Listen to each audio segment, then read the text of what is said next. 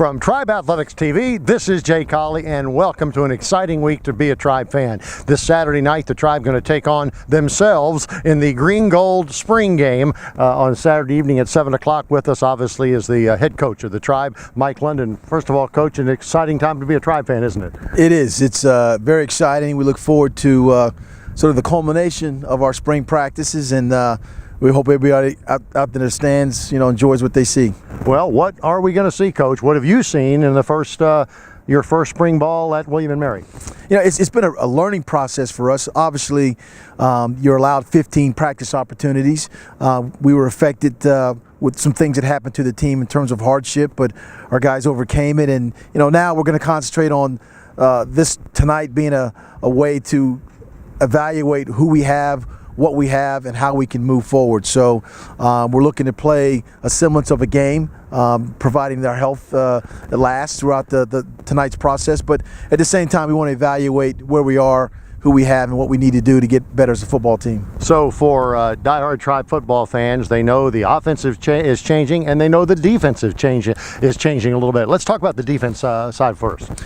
Defensively, obviously we're a 3-4 defense. We slant and we angle. We try to apply pressure on the quarterback.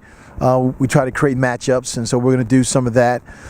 We have a veteran group of young men that played last season, and I believe they've adapted and been acclimated to what we're doing and how we want to do it. So some good players and good names. I don't want to call out all the names of guys that are out there doing well for us, but we feel good about where we are defensively. Yeah, so that's a strength going into next year, the defensive side of the football. On the offensive side, can I use that term, the go-go offense, and tell us what that means? Well, it's part of the spring practice that we had in our offense. We were able to see players that can do explosive plays. We were able to see guys that can make plays. And now, we're going to find out, who those guys are going to be going into summer, going into August camp. And there's some battles that are going on right now, but we know that we're going to be able to put some points up on the board. It's indicative of the style of offense. We're going to be a up-tempo, high-paced offense, and I believe our guys like it. We're excited about what we can do and who we have. Coach, let's stick to that offense because I'm not sure you've ever been asked this question, but who's the starting quarterback? They've been asked that a ton of times. There is no starting quarterback as of this point. We're going to evaluate the practices that we've had. We're going to evaluate Saturday's opportunity and have our exit meetings with the players next week. But we will definitely have an order in terms of how we will proceed and how our summer camp and August camp will look.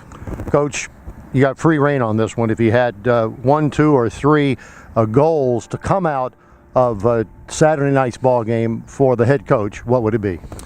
Well, obviously every head coach wants to make sure there's minimal to no injuries.